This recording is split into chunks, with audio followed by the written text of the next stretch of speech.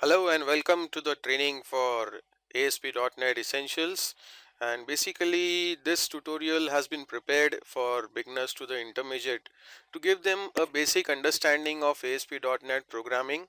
And once you go through this entire video, you will have a moderate level of expertise in ASP.NET programming, and from there you can take it to the next level to develop very moderate to complex to intermediate programs. Okay, now to begin with, what is ASP.NET?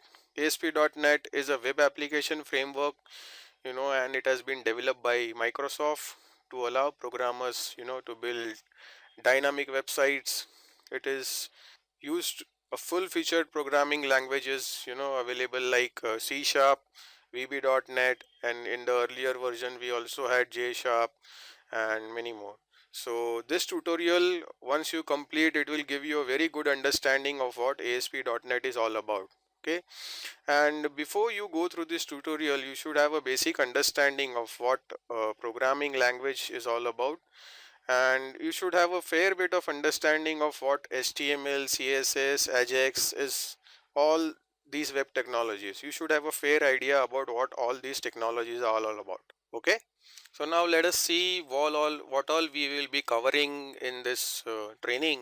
So we'll be having an introduction, we'll be seeing what all the environment is all about, the IDE, the development environment that we have, the life cycle. We'll be going through some examples. We'll be seeing what are the different types of server and HTML controls.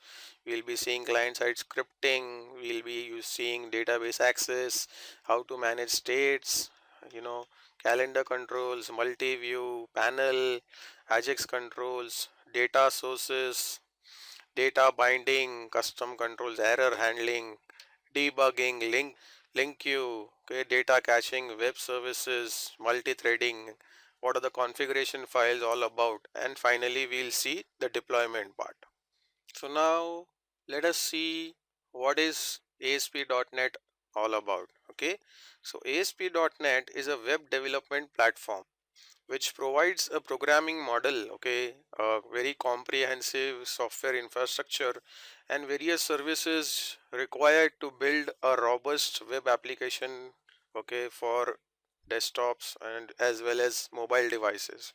Okay, now ASP.NET works on top of HTTP protocol, okay, and it uses the HTTP commands and policies to set a browser to server two-way communication and to and fro. Now ASP.NET is part of Microsoft .NET platform. Okay, ASP.NET applications are compiled codes, okay, written using the extensible and reusable components which are present in the .NET framework. Okay, so the ASP.NET application could be either written in C sharp or Visual Basic .NET, and earlier we also used to have J sharp and JScript. Okay, now ASP.NET is used to produce interactive data driven web applications over the internet. It consists of a large number of controls, for examples, text boxes, buttons, and labels for assembling, configuring, and manipulating code to create HTML pages. Now let us see what is ASP.NET Web Form Models. So basically, web forms extends the event driven model of interaction of the web applications. Okay, now the browser submits a web form to the server, and the server returns a full marked up HTML page in the response. Okay, so there is a request and there is a response. Okay, now all client side user activities are forwarded to the server for processing. Okay, the server processes the output of the client and triggers the reactions. So in ASP.NET applications, okay, IIS is mostly used, which is Internet Information Services. Now what is HTTP? HTTP, Hypertext Transportation Protocol, is a stateless protocol. Okay, ASP.NET frameworks helps in storing the information regarding the state of the application, which can be either page or a session. Okay, now the page state is the state of the client. The content of various fields, like in a form, if there are fields like a registration form, okay, then the contents are of the various these fields in the web form are collectively stored at the client, and the session state is basically for the various pages the user goes through or visits and has worked with. It is in the overall session state. Okay, like I can give you a simple example of shopping cart. Okay, now user adds item to a shopping cart. Now items are selected from a page, and then the total collected items are shown in the shopping cart, okay, with the price and the details with the image. Okay, only HTTP cannot keep track of all this information coming from different pages. Okay, so ASP.NET session state, ASP.NET's session state and the server side infrastructure keeps track of all this information globally over a session. Okay, so it is all in the session state.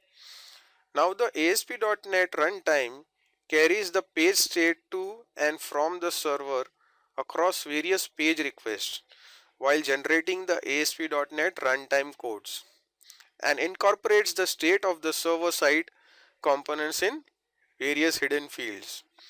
This way the server becomes aware of the overall application states and operates in a two-tier connected way. Alright. Now let us see what is the ASP.NET component model. Okay, it provides various building blocks of ASP.NET pages. So basically it is an object model which describes the server side counterparts like the form and the input and the various server controls, and helps in developing complex user interface, okay, like a grid view control, a data grid control. Okay, now ASP.NET is a technology which works on the .NET framework, okay, that contains all web related functionalities. Now the .NET framework is made up of an object oriented hierarchy. An ASP.NET web application is made up of various pages which are web pages. So when a user requests an ASP.NET page, what does it do? What happens in the background is the IIS delegates the processing of the page to the ASP.NET runtime. Okay, what does the ASP runtime do is basically transforms the page into the instance of a class which inherits from the base class of the .NET framework. Therefore, each ASP.NET page is an object and its component are the server side controls are also the objects. Alright. Now let us understand the components of .NET's framework. So here I am giving the latest framework example which is 4.5. Okay. Now .NET framework is an integrated component of Windows operating systems that support development and execution of next generation applications. Okay, like the Windows Store apps and services. Now .NET Framework 4.5 at its core consists of the common language runtime, okay, very often used as CLR, so people term it as CLR, commonly used. Okay, then the dynamic language runtime which is known as the DLR, and the basic class library which is known as the BCL. Then there is also portable class library and parallel extension and WinRT. Okay, with .NET Framework 4.0 there are various new additions in base class library which includes the DLR, the MEF, parallel extension, entity framework, WCF, data services, ability to host .NET 4 runtime with .NET 3.5, 3.0, 2.0. All these frameworks can run side by side under the same hosting process. Okay. Now let us go through the components of .NET framework architecture wise.